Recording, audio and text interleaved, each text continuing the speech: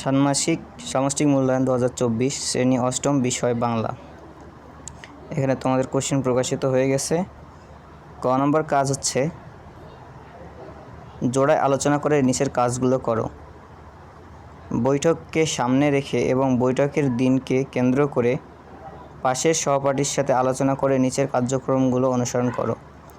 তোমার বিদ্যালয়ে বিভিন্ন প্রয়োজন বা সমস্যা খুঁজে বের করতে হবে। এসব প্রয়োজন বা সমস্যা নিয়ে কার কার সাথে যোগাযোগ করা যায় তার একটি তালিকা করতে হবে। যোগাযোগের মাধ্যম ও উপকরণ কী হতে পারে সেগুলো নির্ধারণ করতে হবে। কাজগুলো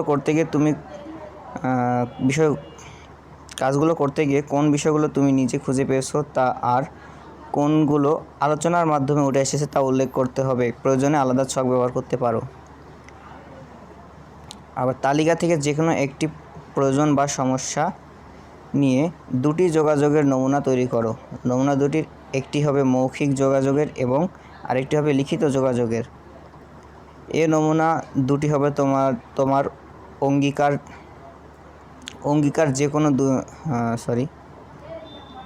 কোনো দুইজন ব্যক্তিকে। এখানে মেবি তালিকার হবে, বোঝা যাচ্ছে না ক্লিয়ার। এ নমুনা দুটি হবে তোমার তালিকার যে কোনো দুইজন ব্যক্তিকে ঘিরে।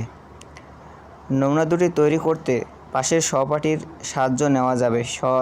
সহপাঠীর সাথে কথা বলে তুমি কোন কোন বিষয় শুনতে পেরেছো তা যোগাযোগের নমুনা লেখার আগে সংক্ষেপে আলাদাভাবে তুলে ধরতে হবে। নমুনার ধরন ও বিষয়বস্তু হুবহু এক হওয়া যাবে না।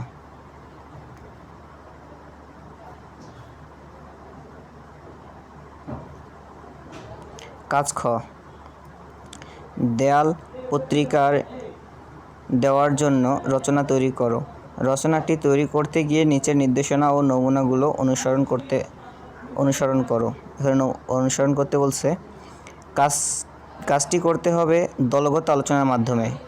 প্রতি দলে 4 জন করে সদস্য থাকতে পারে। দলের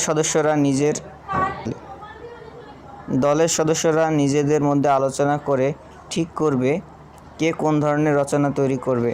তবে প্রতিটি দলেই বিভিন্ন ধরনের রচনার নমুনা থাকতে হবে। রচনার কাঠামো ও বিষয়বস্তু নিয়ে এবং নতুন নতুন ধারণা নিয়ে আলোচনা করা যাবে। নমুনা লেখাটি লেখার আগে দলীয় আলোচনার মাধ্যমে কী কী সিদ্ধান্ত নেওয়া হয়েছে এবং গুরুত্বপূর্ণ বিষয় উঠে এসেছে তা লিখতে হবে। রচনায় নিজের সৃষ্টিশীলতা, পর্যবেক্ষণ ও দক্ষতার প্রতিফলন ঘটাতে হবে।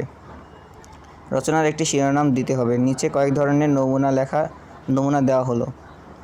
বিবরণমূলক লেখা, বিদ্যালয়, শ্রেণীকক্ষ, স্কুল মাঠ, পাঠাগারের বিবরণ।